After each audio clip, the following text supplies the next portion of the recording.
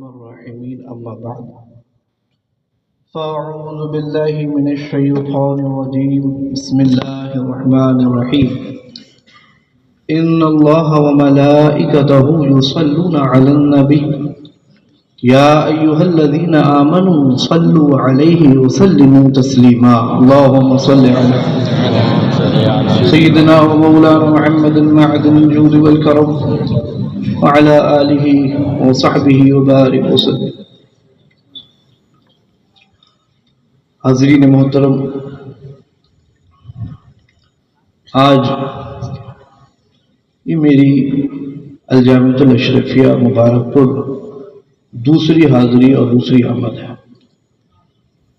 پہلی دفعہ آج سے تقریباً 13 سال پہلے حضرت بحر العلوم علامہ عبد المنان صاحب قبلہ اعظمی رحمۃ اللہ تعالیٰ علیہ کی نماز جنازہ میں شرکت کرنے کے لیے حاضر آیا تھا، اور یہی عزیز المساجد کے گیٹ کے سامنے کسی میدان کی طرف حضرت بحر العلوم کی نماز جنازہ ادا کی گئی تھی، اور ہزاروں کی تعداد میں علماء، مشائخ، عوام و خواص کا جمع غفیر تھا۔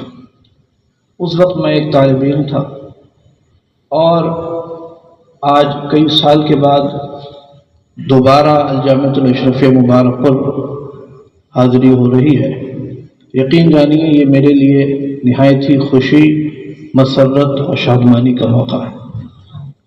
یہاں حاضر آ کر مجھے بےحد خوشی ہوئی، اور اس جلسے میں تو عجب ہی قسم کی روحانیت میں محسوس کر رہا ہوں۔ نہایت ہی سادگی اور پاکیزگی کے ساتھ جلسہ رواں دوا ہے۔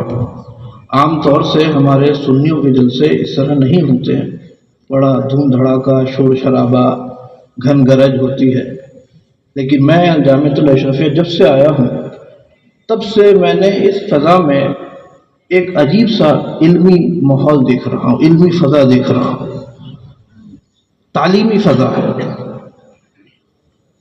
اور ایسی فضا میں آپ سے سچ کہوں میں نے کسی بھی ادارے میں، سنی ادارے میں آج تک نہیں دیکھی۔ ایسا علمی ماحول، تعلیمی ماحول، اتنی ساری کتابوں کا میرے پاس ڈھیر لگ گیا ہے۔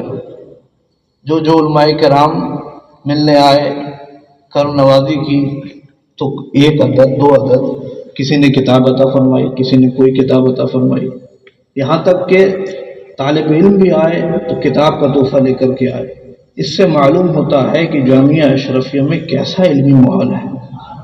یہ سب کا سب حضرت حافظ ملت کا فیضان ہے، اور یہ اساتذہ کرام نے مجھ سے محبت کی، میرا ادب کیا، احترام کیا۔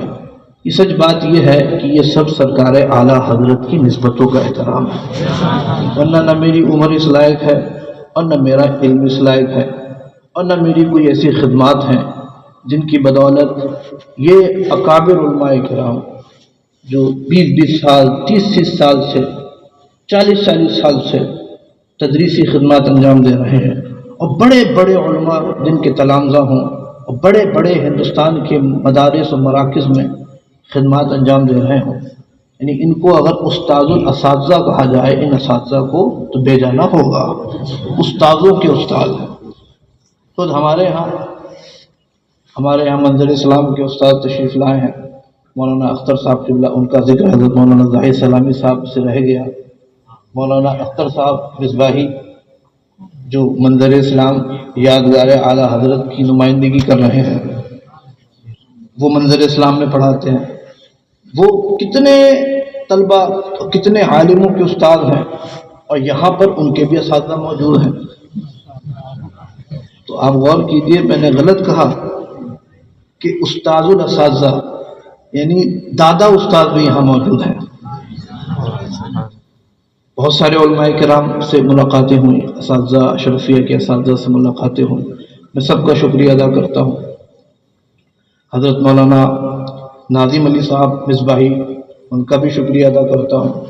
حضرت مولانا بدر عالم صاحب قبلہ، ان سے ملاقات ہوئی، انہوں نے کرم فرمایا، ان کا شکریہ ادا کرتا ہوں۔ حضرت مولانا زاہد سلامی صاحب قبلہ، آپ کی تو نوازشات مسلسل رہی اور نہایت ہی ظریف اور نہایت ہی خلیق، میں ان کا بھی شکریہ ادا کرتا ہوں۔ حضرت مولانا محمد رضا صاحب، انہوں نے بھی کئی کتابیں پیش فرمائی، اور نیپال میں تاریخ اسلام پر ایک عظیم کارنامہ انہوں نے انجام دیا، اس پر بھی میں ان کو مبارکبادی پیش کرتا ہوں۔ سچ بات یہ ہے کہ ہما خانہ آفتاب است، یہاں سب کے سب آفتاب و مہتاب ہیں۔ مجھ سے طلبہ نے کہا کہ آپ توسیعی خطاب کیجئے، میرے لیے تو اختصاری خطاب کرنا ہی مشکل ہوتا ہے، توسیعی خطاب میں کیا کروں گا؟ کسی توسیعی تفصیلی خطاب کی آپ لوگ مجھ سے امید نہ رکھیے گا، ہاں تاثراتی خطاب کی امید رکھیے، کچھ تاثرات پیش کروں گا۔ حاضرین محترم، اعلیٰ حضرت سے شروع کریں گے، حضرت صدر الشریعہ سے ہوتے ہوئے حضرت حافظ ملت کے پاس جائیں گے، الجامعۃ الاشرفیہ کا ذکر کریں گے، اور وہاں سے سرکار مفتی اعظم ہند کی بارگاہ میں حاضری دیں گے۔ حاضرین محترم، میں اس عظیم الشان ادارے الجامعۃ الاشرفیہ مبارک پور کو سرکار اعلیٰ حضرت ہی کا فیضان سمجھتا ہوں، اور اعلیٰ حضرت کے مشن اور مسلک کا عظیم الشان قلعہ جانتا ہوں۔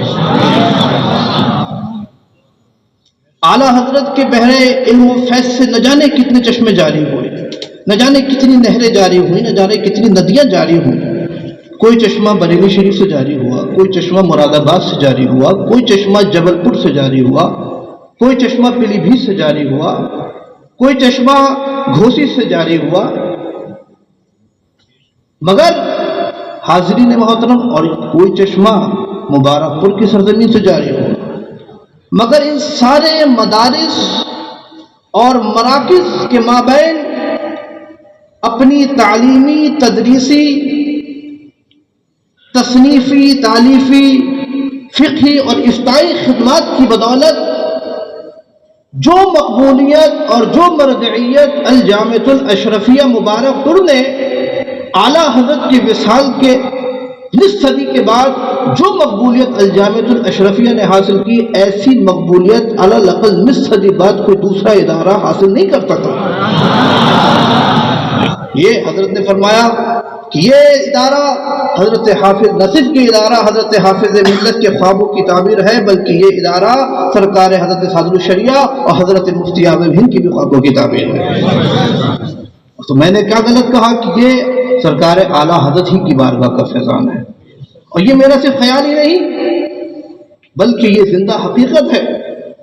آپ غور کیجئے کہ حضور سرکار اعلیٰ حضرت کو بر صغیر ہند و پاک میں علماء کے مابین اس لیے بھی ترجیح حاصل ہے کہ جس زمانے میں بہت سارے گمراہ فرقے، بہت سارے بد مذہب اہل سنت سے جدا ہو کر کے نئے فرقے کی بنیاد رکھ رہے تھے، اس زمانے میں سرکار اعلیٰ حضرت نے عقائد اہل سنت کی حفاظت فرمائی اور تمام بد مذہبوں اور بد عقیدوں کی سرکوبی فرمائی۔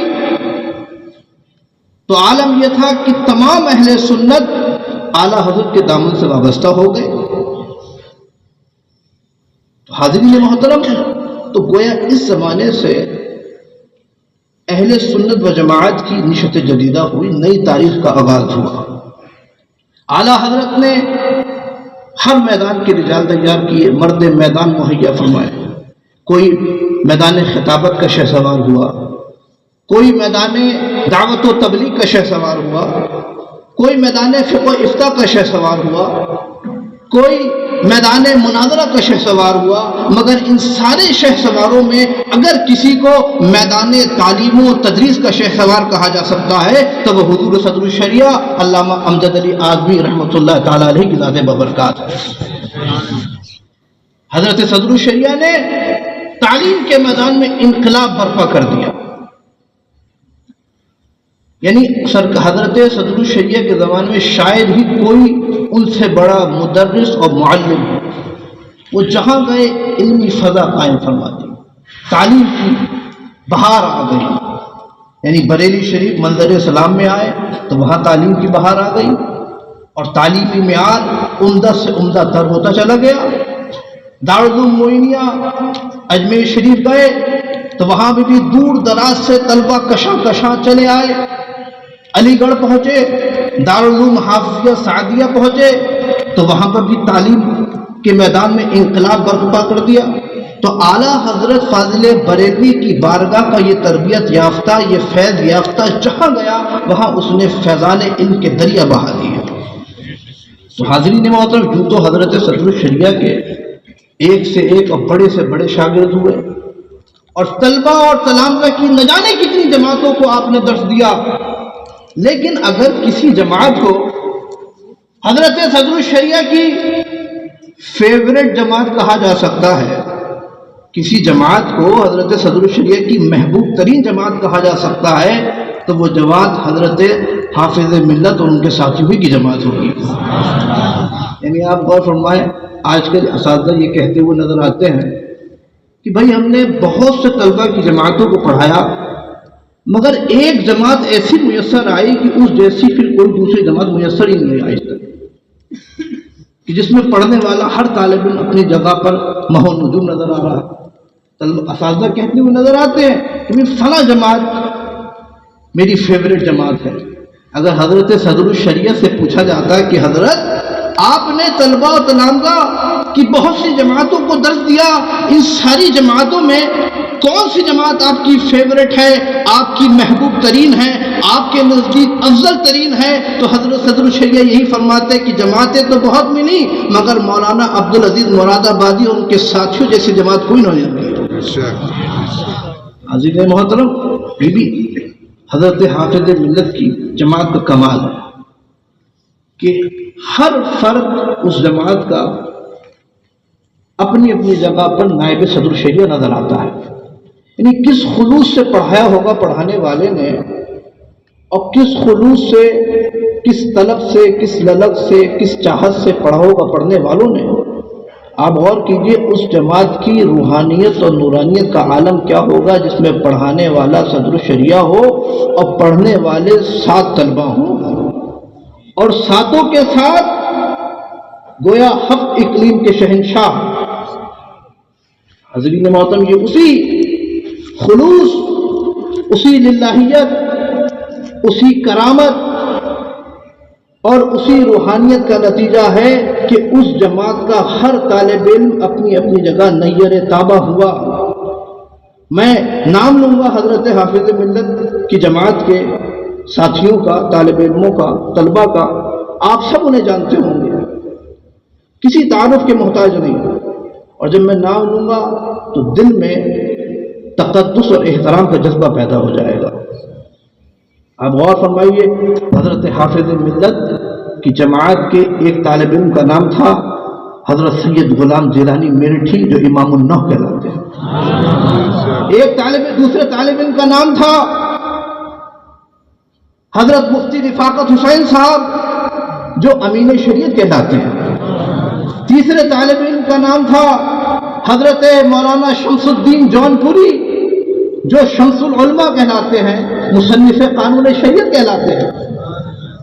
چوتھے طالب علم کا نام تھا مولانا سلیمان بھاگلپوری جو فخر الاماثل کہلاتے ہیں.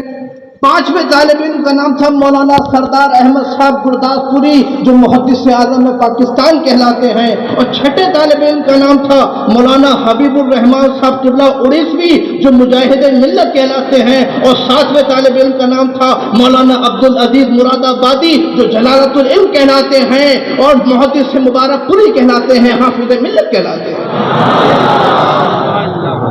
اب غور کیجیے، ہر طالب علم اپنے اپنے مقام پر آفتاب و مہتاب نظر آ رہا ہے.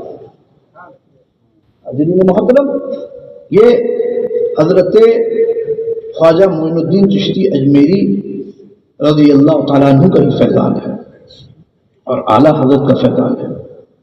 یعنی یہ 7 طلبہ حضرت ابھی فرما رہے تھے کہ حافظ ملت کی دستار بندی منظر اسلام سے ہوئی، ان 7 طلبہ کی دستار بندی بریلی شریف سے منظر اسلام سے ہوئی تھی۔ گویا تعلیم کی ابتدا کی اجمیر شریف میں، یعنی دارالعلوم معینیہ عثمانیہ اجمیر شریف میں پڑھتے تھے حضرت صدر الشریعہ سے، اور دستار بندی بریلی شریف میں ہوئی۔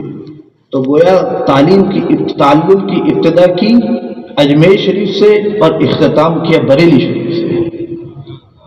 تو یہ سرکار حضرت خواجہ غریب نواز کا ہی فیضان ہوا، حضور سرکار اعلیٰ حضرت اور حضور سرکار صدر الشریعہ ہی کا فیضان ہوا۔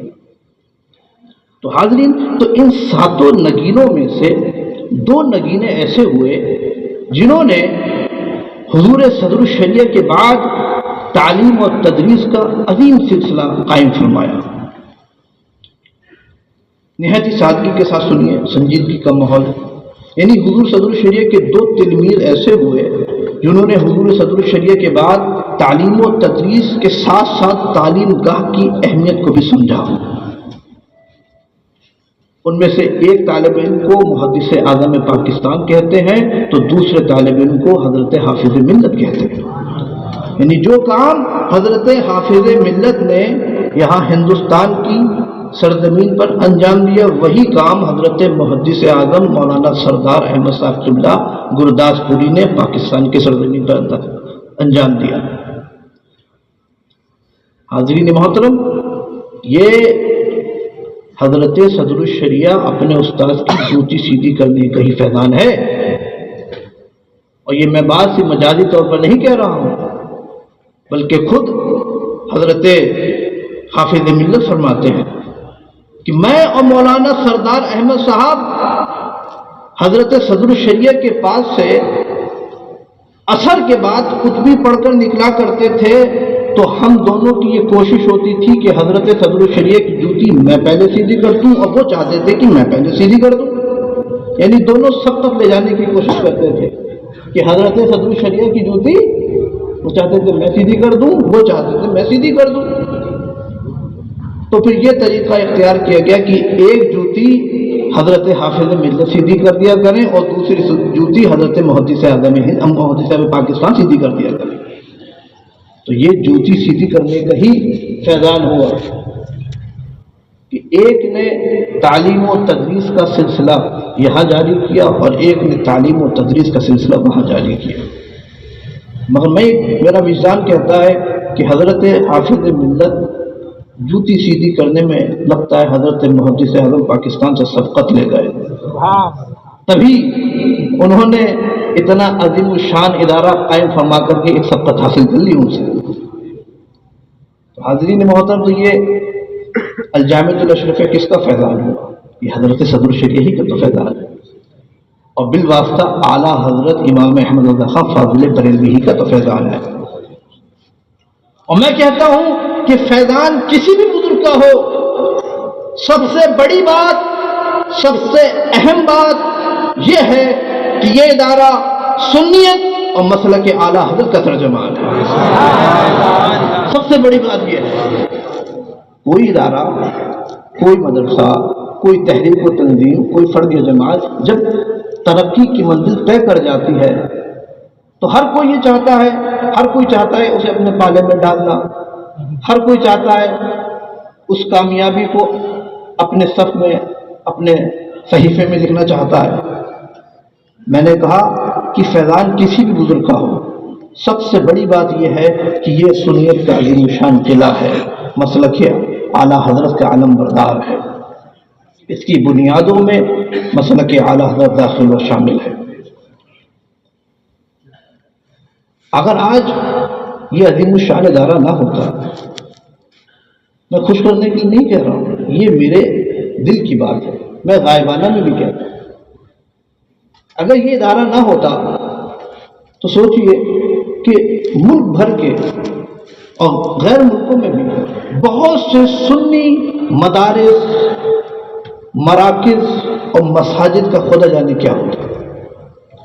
آج کون سا ایسا سنی ادارہ ہے، حضرت قاضی شہید عالم صاحب فرما رہے تھے، کون سا ایسا سنی ادارہ ہے جس میں الجامعۃ الاشرف مبارک پور کے فرزندان موجود نہ ہوں، حضرت حافظ ملت کے شاگرد موجود نہ ہوں، یا شاگردوں کے شاگرد موجود نہ ہوں، یا حضرت صدر الشریعہ کے شاگردوں کے شاگرد موجود نہ ہوں۔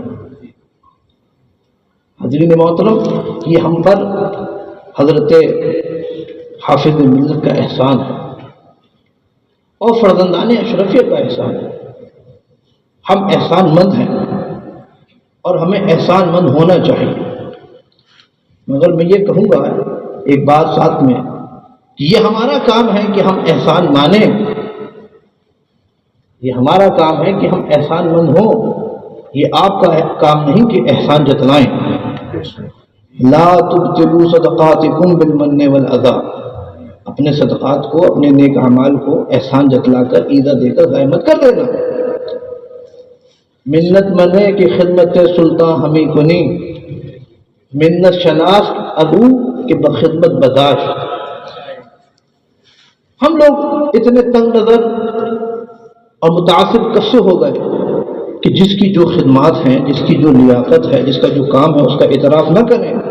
ہم پر لازم ہے کہ جس کا جو مقام و مرتبہ ہے، جس کی جو خدمات ہیں، اس کا اعتراف کریں۔ امرنا ان ننزل الناس منازلهم، ہمیں حکم دیا ہے کہ ہم ان لوگوں کو ان کے مقام و مرتبے پر رکھیں۔ ہمارے بزرگوں کی یہی روش تھی، ہمارے بزرگوں کا یہی طریقہ تھا، ان کے اندر تنگ نظری نہیں تھی، تعصب نہیں تھا۔ جو جس مقام و مرتبے کا آدمی ہوتا تھا اس کو اس مقام و مرتبے پر رکھتے تھے، اس کی خدمات کا اعتراف کرتے تھے، اور جو جس میدان کا آدمی ہوتا تھا اس کو نہایتی خندہ پیشانی کے ساتھ اس میدان میں اس کام پر لگا دیا جاتا تھا۔ کوئی ٹانگ نہیں کھینچتا تھا، کوئی روڑے نہیں اٹکاتا تھا، کوئی مخالفت نہیں کرتا تھا۔ تو اس وقت عالم یہ تھا کہ اہل سنت و جماعت کا پھریرا ہر میدان میں لہرا رہا تھا۔ غور کرنا اشرفیہ کے طلبہ، یعنی جو جس میدان کا آدمی تھا نہایتی خندہ پیشانی کے ساتھ اس کو اس کام پہ لگا دیا جاتا تھا۔ حضرت صدر الافاضل مولانا شاہ نعیم الدین مراد آبادی رحمۃ اللہ تعالیٰ علیہ، اللہ تبارک و تعالیٰ نے آپ کو علم و فضل کے ساتھ ساتھ تحریک اور تنظیم کی صلاحیت عطا فرمائی ہے، تو ٹھیک ہے آپ اس میدان میں امت کی رہنمائی کا فریضہ انجام دیجیے۔ حضرت مبلغ اسلام علامہ عبدالعلیم میرٹھی رحمۃ اللہ تعالیٰ علیہ، اللہ تبارک و تعالیٰ نے آپ کو دعوت و تبلیغ کے میدان کا شہسوار بنایا ہے، تو ٹھیک ہے آپ دعوتی اور تبلیغی خدمات انجام دیجیے۔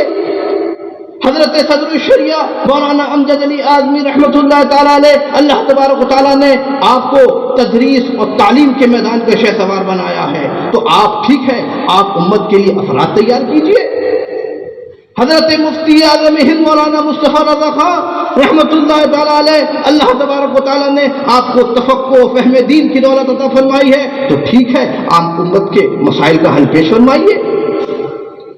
حضرت شیر بے شیر سنت مولانا حشمت علی خان رحمۃ اللہ تعالیٰ علیہ، اللہ تبارک و تعالیٰ نے آپ کو میدان مناظرہ کا شہسوار بنایا ہے، اور آپ وہابیت، دیوبندیت، بد مذہبی، بدعقیدگی کا جنازہ نکالنے میں مہارت رکھتے ہیں، تو ٹھیک ہے آپ اس میدان میں خدمت کا فریضہ انجام دیجیے۔ حضور حجت الاسلام مولانا شاہ حامد رضا خان رحمۃ اللہ تعالیٰ علیہ، اللہ تبارک و تعالیٰ نے آپ کو حجت العلم کے ساتھ ساتھ معاملہ فہمی، تدبر اور تدبیر امور کی بھی صلاحیت عطا فرمائی ہے، تو ٹھیک ہے آپ سنی کانفرنس کی صدارت فرمائیے۔ حضرت محدث اعظم ہند کے چھوچوی، اللہ تبارک و تعالیٰ نے آپ کو تقریر اور خطابت کے میدان کا شہسوار بنایا ہے، تو ٹھیک ہے آپ اس کے ذریعے دین کی خدمت انجام دیجیے۔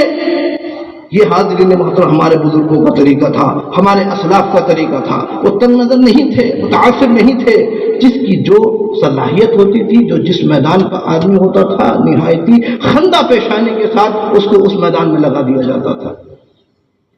ہر میدان میں اس وقت اہل سنت کا پھیرارا لہرا رہا تھا، ہر جگہ اہل سنت ہی کامیاب تھے، ہر شعبے میں اہل سنت کامیاب تھے۔ تو اسی طرح ہم بھی اعتراف کرنا ہے اور کرنا چاہیے کہ الجامعۃ الاشرف مبارک پور اہل سنت و جماعت کا عظیم قلعہ ہے، اور یہ بات ہمارے لیے نہ صرف باعث مسرت بلکہ باعث فخر بھی ہے۔ اور یہ ادارہ ہمارے ہی سلسلے کا جو ادارہ ہے. ابھی حضرت مولانا ظاہر سلامی صاحب قبلہ مدظل العالی فرما رہے تھے کہ اعلیٰ حضرت صدر الشریعہ حافظ ملت. میں کہتا ہوں کہ اگر یہ ہمارے سلسلے کا ادارہ نہ بھی ہوتا، کسی اور سنی سلسلے کا ادارہ ہوتا، حضرت حافظ ملت کا یہ سلسلہ نہ ہوتا، کوئی اور سلسلہ ہوتا، تب بھی اس میں مصیبت کی کیا بات تھی؟ اس میں مشکل کیا ہے؟ سب سے بڑی چیز، سب سے اہم چیز وہ سلسلہ تلمذی نہیں. اہم چیز اور بنیادی چیز سلسلہ طریقت نہیں. اہم چیز وہ مسلک ہے، عقیدہ ہے. عقیدہ وہی ہے جو سرکار اعلیٰ حضرت کا عقیدہ ہے. سب سے بڑی چیز وہ ہے. آج یہاں اہل سنت و جماعت میں، ارے بھائی یہاں تو سنیت ہی خطرے میں گھری ہوئی ہے. ہم کو اپنے اپنے سلسلوں کی پڑی ہے. یہاں چمن سنیت ہی خزاں رسیدہ ہو رہا ہے اور ہم کو سلسلوں کی لڑائیوں کی پڑی ہے. کہتا ہوں وہی بات سمجھتا ہوں جسے حق، نہ آبلہ مسجد ہوں نہ تہذیب کا فرزند. حضرین محترم، ارے جب جڑ ہی نہیں بچے گی تو شاخ کا کیا کرو گے؟ جب جڑ ہی نہیں بچے گی تو شاخ کا کیا کرو گے؟ یہ سلسلہ تلمذی ہوا، سلسلہ طریقت ہوا، یہ سب شاخیں ہیں. اصل چیز نہ مشرب ہے، اصل چیز نہ سلسلہ تلمذی ہے. اصل چیز ضروریات دین اور ضروریات اہل سنت ہے. جو ضروریات دین پر قائم ہے، جو ضروریات اہل سنت پر قائم ہے، وہ سنی ہے اور بالفاظ دیگر وہ مسلک اعلیٰ حضرت کا سالک ہے، وہ سنی ہے. اصل چیز ضروریات دین، ضروریات اہل سنت اور ثابتات محکمہ. ہمارے علماء نے، ہمارے اکابرین نے سنی کانفرنس 1925 عیسوی میں سنی کانفرنس کے پلیٹ فارم سے تمام اکابر علماء اہل سنت جمع تھے. تو انہوں نے سنی کی تعریف کیا کی؟ انہوں نے سنی کی تعریف کی، سنی وہ ہے جو ما انا علیہ و اصحابی کا مصداق ہو. اور یہ وہ لوگ ہیں جو متاخرین علماء کرام میں سے حضرت شیخ عبدالحق محدث دہلوی، حضرت مولانا عبدالعلی فرنگی محلی، حضرت علامہ فضل حق خیر آبادی، حضرت علامہ فضل رسول بدایونی، حضرت مولانا ارشاد حسین رامپوری اور مولانا احمد رضا خاں فاضل بریلوی کے مسلک پر ہوں. یہ سنی کی تعریف فرمائی. اب بعد میں سرکار اعلیٰ حضرت ان تمام متاخر علماء کرام کے وہ تنہا ترجمان بن گئے. تو اسی کو شارٹ فارم میں، اختصار میں مسلک اعلیٰ حضرت کہا جانے لگا. اگر اسی چیز کا نام سنیت ہے، اسی چیز کا نام مسلک اعلیٰ حضرت ہے، تو میں کہتا ہوں کہ الجامعۃ الاشرف مبارک پور کل بھی سنیت کا ترجمان تھا اور آج بھی سنیت کا سب سے بڑا ترجمان ہے. کل بھی سنیت کا ترجمان تھا، آج بھی سنیت کا ترجمان ہے. کسی مدرسے، کسی ادارے، کسی دارالعلوم کے کچھ فارغین اپنے مدرسے کے اصول کو، اپنے مادر علمی کے اصول کو بھلا دیں، منحرف ہو جائیں، اپنے اساتذہ کے پڑھائے ہوئے اسباب کو بھلا دیں، تو پورے ادارے کو متہم نہیں کیا جا سکتا. بھائی کوئی پوت ہوتا ہے، کوئی سپوت ہوتا ہے اور کوئی کپوت بھی تو ہوتا ہے. جو اپنے باپ کے نام کو نہ آگے بڑھائے نہ گھٹائے اسے پوت کہتے ہیں. جو اپنے باپ کے نام پر چار چاند لگائے اسے سپوت کہتے ہیں، اور جو اپنے باپ کا نام خراب کرے اسے کپوت کہتے ہیں. تو کچھ والدین کے فرما بردار ہوتے ہیں اور کچھ والدین کے نافرمان ہوتے ہیں، مگر اس سے والدین کی تربیت پر تو انگلی نہیں اٹھائی جا سکتی. حضرت شیخ سلیمان ابن علی حنبلی کا پوتا، حضرت شیخ عبد الوہاب حنبلی کا بیٹا، حضرت شیخ سلیمان ابن عبد الوہاب حنبلی کا بھائی، اگر محمد بن عبد الوہاب نجدی ہو جائے تو باپ، بھائی، دادا ان کو متہم نہیں کیا جا سکتا. حضرت شاہ ولی اللہ محدث دہلوی کا پوتا، حضرت شاہ عبدالعزیز محدث دہلوی کا بھتیجا، شاہ رفیع الدین دہلوی کا بیٹا اگر شاہ اسماعیل دہلوی ہو جائے تو پورے خاندان ولی اللہ اور درسگاہ ولی اللہ کو متہم نہیں کیا جا سکتا۔ اسی طرح اگر کچھ نام نہاد مصباحی، نام نہاد فرزندان اشرفیہ مسلک اعلیٰ حضرت کے خلاف علم بغاوت بلند کریں تو پورے اشرفیہ کو متہم نہیں کیا جا سکتا۔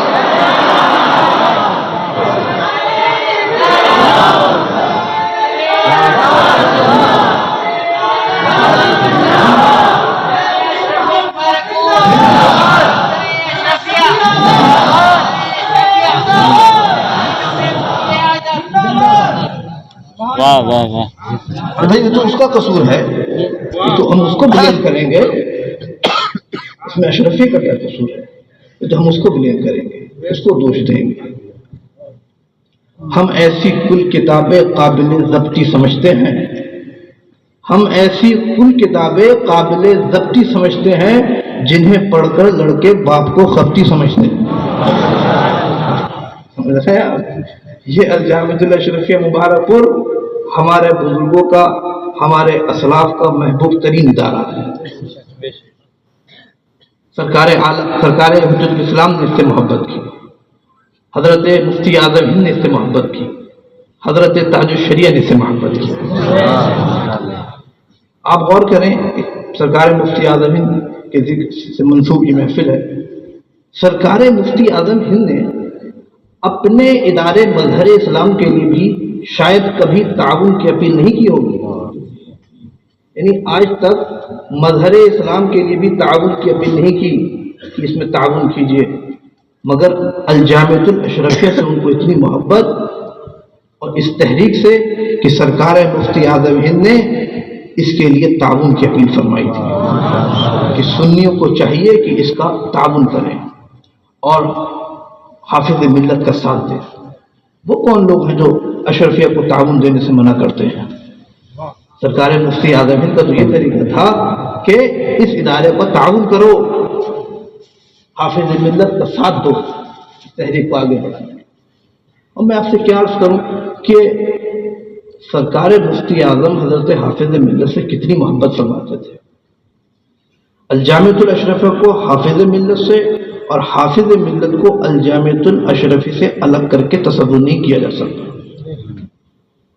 تو اگر سرکار مفتی اعظم الجامعۃ الاشرفیہ مبارک پور سے بھی محبت فرماتے تھے اور اس کے بانی حضرت حافظ ملت سے بھی محبت فرماتے تھے، اور میں آپ کو بتاؤں کہ سرکار مفتی اعظم کیسی محبت فرماتے تھے حضرت حافظ ملت سے، یعنی اپنے گھر کے فرد کی طرح محبت کرتے تھے۔ مولانا عبد النعیم عزیزی صاحب نے ایک واقعہ لکھا ہے کہ 1976 میں حضرت حافظ ملت کا وصال ہوا تو سرکار مفتی اعظم ہند کی ذوق و نقاہت کے ایام تھے۔ مفتی اعظم ہند سے اکابر علماء کرام کے وصال کی خبر چھپائی جاتی تھی، بتائی نہیں جاتی تھی کہ کہیں مفتی اعظم کو صدمہ نہ ہو، تکلیف نہ ہو۔ تو حضرت حافظ ملت کی وصال کی خبر مفتی اعظم ہند کو نہیں بتائی گئی تھی۔ حضرت حافظ مفتی اعظم ہند کے پاس کچھ طلبہ خدمت میں تھے، تو ایک سامنے ڈیسک پر ماہنامہ یا مجلہ رکھا ہوا تھا، استقامت ڈائجسٹ، اس میں حضرت حافظ ملت کی وصال کی خبر چھپی تھی۔ اتفاق سے سرکار مفتی اعظم ہند نے اس رسالے کو اٹھایا اور جب اتفاق سے وہی صفحہ کھلا جس میں وہ خبر چھپی ہوئی تھی تو موجودین کیا دیکھتے ہیں کہ وہ چاند سا روشن چہرہ مان پڑ جاتا ہے اور مفتی اعظم ہند بلک بلک کر رونے لگتے ہیں۔ جب انہوں نے پڑھا کہ حافظ ملت وصال فرما گئے تو مفتی اعظم رونے لگتے ہیں اور بہت دیر تک حافظ ملت کی تعریف فرماتے ہیں۔ کہتے ہیں کہ آج جو عالم جا رہا ہے چھوڑ کر کے اپنی جگہ تو اس کی جگہ پر کرنے والا کوئی نہیں، اور مولانا عبدالعزیز مراد آبادی کی جگہ تو کوئی پر نہیں کر سکتا۔ حاضرین محترم، یہ تھے ہمارے علماء ربانیین، اور سرکار مفتی اعظم ہند کی تو عجیب شان ہے۔ سرکار مفتی اعظم ہند جیسا کوئی نہیں، جیسے میرے حضرت تھے ایسا نہیں کوئی ہے۔ ڈھونڈتے ڈھونڈتے اس دہر میں تھک جاؤ گے، ایسا مرشد نہ زمانے میں کہیں پاؤ گے۔ پھر کبھی شہر بریلی کی طرف جاؤ گے تو ان کے روضے سے مدینے کی ہوا پاؤ گے، اور آنسوؤں اب میری آنکھوں ہی میں رہنا سیکھو، دامن مفتی اعظم کہیں نہ پاؤ گے۔ حاضرین محترم، مفتی اعظم ہند کی بہت عظیم شان تھی۔ یہ علماء ربانیین تھے، اور دھیرے دھیرے کر کے سب اٹھتے چلے جا رہے ہیں۔ حدیث پاک میں آتا ہے کہ اللہ تعالیٰ آخری زمانے میں ان کو اٹھا لے گا، اور فرمایا کہ ان کو اس طرح نہیں اٹھائے گا کہ لوگوں کے سینوں سے چھین لے، فرمایا بلکہ علماء کو اٹھا کر ان کو اٹھا لے گا۔ ان اللہ لا يقبض العلم انتزاعا ينتزعه من العباد ولكن يقبض العلم بقبض العلماء حتى اذا لم يبق عالما اتخذ الناس رؤوسا جهالا فسئلوا فافتوا بغیر علم فضلوا واضلوا۔ علماء کو اٹھا کر علم اٹھا لے گا۔ پھر جب کسی علاقے میں، کسی شہر میں، کسی خطے میں کوئی عالم ربانی باقی نہ رہے گا، کوئی عالم حق نہ رہے گا، تو لوگ جاہلوں کو اپنا سید سردار بنا لیں گے اور بڑے بڑے منصبوں پہ بٹھا دیں گے، پھر اس سے سوال کریں گے، فافتوا بغیر علم، تو بغیر علم کے فتویٰ دیں گے، دلو و ادلو، خود بھی گمراہ ہوں گے اور دوسروں کو بھی گمراہ کریں گے۔ آج آپ غور کریے، حضور غیب دان نبی کی ایک ایک بات سچی ثابت ہوتی ہوئی نظر نہیں آ رہی۔ یہ ہمارے اکابر علماء ربانیین اٹھتے جا رہے ہیں، اور ان کی جگہ کو پر کرنے والا کوئی نظر نہیں آتا۔ اور مفتی اعظم ہند کی شان، مفتی اعظم کی عظیم شان تھی۔ مفتی اعظم سنیت اور فتنوں کے درمیان ایک مضبوط دروازہ بن کر آئے تھے۔ اس طرح حضرت عمر فاروق اعظم اسلام اور فتنوں کے درمیان مضبوط دروازہ بن کر آئے تھے۔ حدیث پاک میں آتا ہے کہ حضرت عمر فاروق اعظم نے صحابہ سے دریافت فرمایا کہ تم میں سے کسی کو فتنوں کے متعلق حدیث یاد ہے؟ تو غالباً حضرت حذیفہ بن یمان رضی اللہ تعالیٰ عنہ نے عرض کیا، ہاں مجھے یاد ہے، اور وہ مال و دولت اور اہل و عیال کے فتنوں کے متعلق حدیث سنانے لگے۔ تو حضرت عمر فاروق اعظم نے فرمایا، نہیں، میں ان فتنوں کے بارے میں نہیں پوچھتا ہوں، میں ان فتنوں کے بارے میں پوچھتا ہوں التی تموج کموج البحر، جو سمندروں کی طرح موجیں ماریں گے۔ تو حضرت حذیفہ فرماتے ہیں کہ اے امیر المومنین، آپ کو اور اس سے کیا، آپ کے اور اس کے درمیان تو دروازہ حائل ہے۔ یہ راز و نیاز کی باتیں ہو رہی ہیں، اشاروں کے نائوں میں۔ تو حضرت عمر فاروق اعظم نے پوچھا کہ وہ دروازہ کھلے گا یا ٹوٹ جائے گا؟ تو حضرت حذیفہ نے فرمایا کہ وہ دروازہ بلکہ ٹوٹ جائے گا۔ حضرت عمر نے فرمایا تب تو پھر کبھی نہیں ٹوٹ سکے گا، بھائی دروازہ کھل جائے تو بند کیا جا سکتا ہے، لیکن دروازہ اگر ٹوٹ جائے تو کیسے بند کیا جا سکتا ہے؟ تو جن کی تاریخ اسلام پر نگاہ ہے وہ یہ بات جانتے ہیں کہ حضرت عمر فاروق اعظم کی ذات فتنوں کا مقابلہ کرتی تھی اور ایک مضبوط دروازہ تھی، اور حضرت عمر فاروق اعظم کی وصال سے اسلام میں فتنوں کا آغاز ہو گیا مسلمانوں کے درمیان۔ اسی طرح جن کی اہل سنت و جماعت بر صغیر کہ سنی مسلمانوں کی 100 سالہ تاریخ جن کی نگاہ میں ہے وہ یہ بات جانتے ہیں کہ سرکار مفتی اعظم ہند کی ذات بھی فتنوں کا مقابلہ کرنے میں حضرت عمر فاروق اعظم کی پرتو اور ان کی عکس تھی۔ سرکار مفتی اعظم ہند فتنوں کو روکے ہوئے تھے، فتنوں کا سد باب فرمائے ہوئے تھے، اور مفتی اعظم ہند کی وصال سے اہل سنت جماعت میں اختلاف اور انتشار کا دروازہ کھلتا نہیں بلکہ ٹوٹ جاتا ہے۔ حاضرین محترم، تو آج بھی اگر ہمیں کامیاب ہونا ہے تو ہمیں سرکار مفتی اعظم ہند کی روش اور ان کے طریقے پر ہی چلنا پڑے گا۔ سرکار مفتی اعظم ہند کی روش اور ان کا طریقہ، ایک شعر ہے، مصرع ہے ڈاکٹر اقبال کا، طریق مصطفیٰ کو چھوڑنا ہے وجہ بربادی۔ تو میں اس کو اگر منقبت میں یوں کہہ لوں کہ بر صغیر کے سنی مسلمانوں کے لیے بھی یوں کہہ لوں سرکار مفتی اعظم ہند کی شان میں کہ طریق مصطفیٰ رضا کو چھوڑنا بھی ہے وجب پاتی. تو اس کو آپ یوں بھی پڑھ سکتے ہیں طریق مصطفیٰ رضا مراد لے کے بھی پڑھ سکتے ہیں. تو سرکار مفتی اعظم ہند کے ہی طریقے پر قائم رہ کر کے اور جس طرح حضرت تاج الشریعہ نے روش مفتی اعظم ہند کو اپنایا تو عالم یہ تھا کہ محفل انجم میں اختر دوسرا ملتا نہیں. اسی طرح ہمیں بھی روش مفتی اعظم ہند کو اپنانا ہوگا، تبھی اہل سنت میں اتحاد اور اتفاق کی فضا قائم رہ سکتی ہے. سنی مسلمانوں کا آپس میں متحد رہنا یہ فرض ہے جو اہل حق ہے، قرآن کی نص سے ثابت ہے. اللہ نے فرمایا وَاذْكُرُوا نِعْمَةَ اللَّهِ عَلَيْكُمْ إِذْ كُنْتُمْ أَعْدَاءً فَأَلَّفَ بَيْنَ قُلُوبِكُمْ فَأَصْبَحْتُمْ بِنِعْمَتِهِ إِخْوَانًا وَاعْتَصِمُوا بِحَبْلِ اللَّهِ جَمِيعًا وَلَا تَفَرَّقُوا. اور یاد کرو اپنے اوپر اللہ کی نعمت کہ جب تم ایک دوسرے کے دشمن تھے تو اللہ نے تم پر کرم فرمایا تو تم اس کے احسان سے آپس میں بھائی بھائی ہو گئے، اور فرمایا کہ اللہ کی رسی مضبوط تھام لو سب مل کر اور آپس میں پھٹ نہ جانا، آپس میں تفرقہ مت ہو جانا، آپس میں جدا جدا مت ہو جانا. تو بتائیے اس میں امر کا صیغہ ہے اور آپ کو اساتذہ کرام پڑھاتے ہیں کہ امر مقتضی وجوب ہے. تو یہاں کیا مطلب؟ یعنی سنی مسلمانوں کا، اب مسلمان وہی ہے جو سنی ہے، اہل حق کا متحد رہنا فرض ہے.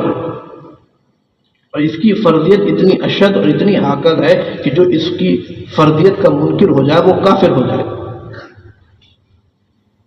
قطعی ہے اس کی فرضیت. تو حاضرین، اہل سنت و جماعت میں اللہ تعالیٰ اتحاد اور اتفاق پیدا فرمائے. اور اگر یہ آیت کریمہ ان کا حکم منسوخ تھوڑی ہو گیا ہے، ان کی تلاوت یا حکم منسوخ تھوڑی ہو گیا ہے. اگر ان کا حکم منسوخ نہیں ہے تو میں نے عرض کیا کہ اہل سنت میں اتحاد قائم رکھنا فرض ہے، واجب ہے، ضروری ہے. اللہ تعالیٰ اہل سنت میں اتحاد قائم فرمائے. اور میں نے عرض کیا کہ درجے 4 ہوتے ہیں، ایک ضروریات دین کا، ایک ضروریات اہل سنت کا، ایک ثابتات محکمہ کا، اور ایک ظنیات محتملہ کا. یہ سرکار اعلیٰ حضرت نے بیان فرمائے. اعتقاد الاحباب رسالے میں اعلیٰ حضرت نے بیان فرمائے. ضروریات دین کا منکر کافر، دار اسلام کا خارج. ضروریات اہل سنت کا منکر گمراہ، غیر سنی. ثابتات محکمہ کا منکر بعد وضوح امر فاسق و فاجر. اور ظنیات محتملہ کا منکر نہ کافر، نہ گمراہ، نہ فاسق و فاجر. ایسا شخص بعد وضوح امر مخطی ہے، قصوروار. تو اب آپ غور کریں گے کہ زیادہ تر اہل سنت و جماعت میں آپس میں جو اختلاف ہے، انتشار ہے، وہ نہ ضروریات دین میں ہے، نہ ضروریات اہل سنت میں ہے، اور نہ ثابتات محکمہ میں ہے.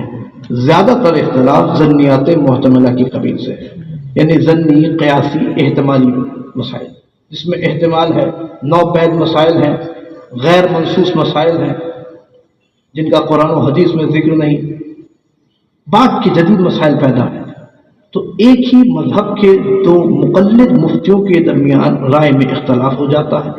تو اس کی بدولت اہل سنت میں اختلاف انتشار نہیں مچایا جا سکتا. اللہ تبارک و تعالیٰ اہل سنت میں اتحاد اور اتفاق کی فضا قائم رکھے، اور اس عظیم شان ادارے کو اللہ تعالیٰ اس کو سلامت رکھے، حافظ ملت کے اس گلشن کو سرسبز و شاداب رکھے. اور یہ سارے طلبہ میرے سامنے بیٹھے ہیں، اللہ تعالیٰ ان سب کو اپنے اپنے وقت کا جید عالم دین بنا دے. ان سب میں کسی کو عظیم الشان مدرس بنا دے، کسی کو عظیم الشان محدث بنا دے، کسی کو عظیم الشان مقرر بنا دے، کسی کو عظیم الشان مناظر بنا دے. جس میں جو صلاحیت انہیں عطا فرمائی ہے ان خفتہ صلاحیتوں کو بیدار کرنے کی انہیں توفیق عطا فرمائے، اور اساتذہ اشرفیہ کو بھی صحت و تندرستی کے ساتھ دین متین کی خدمت اسی طرح کرتے رہنے کی توفیق عطا فرمائے. خدا ایسی قوت دے میرے قلم میں کہ بد مذہبوں کو سدھارا کروں. حاضرین، یہ چند باتیں میرے ذہن میں فی الحال مستحضر آئیں، میں نے آپ کی گوش گزار کر دی. اللہ تعالیٰ سمجھنے کی توفیق عطا فرمائے. آمین برحمتک یا ارحم الراحمین. وما علینا الا البلاغ. السلام علیکم ورحمۃ اللہ وبرکاتہ. ماشاء اللہ سبحان اللہ.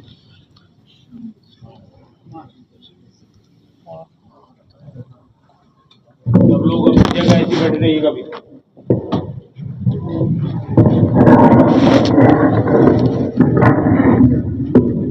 ادھر آؤ، ایسا نہیں ہے.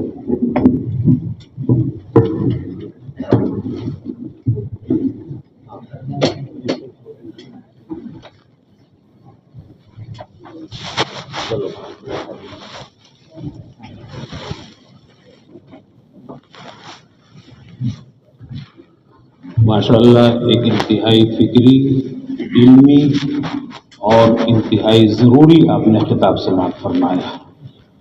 اللہ تعالیٰ اس کے حرف حرف پر عمل کرنے کی ہمیں توفیق عطا فرمائے اور ہمارے دلوں میں اتحاد کا جذبہ عطا فرمائے.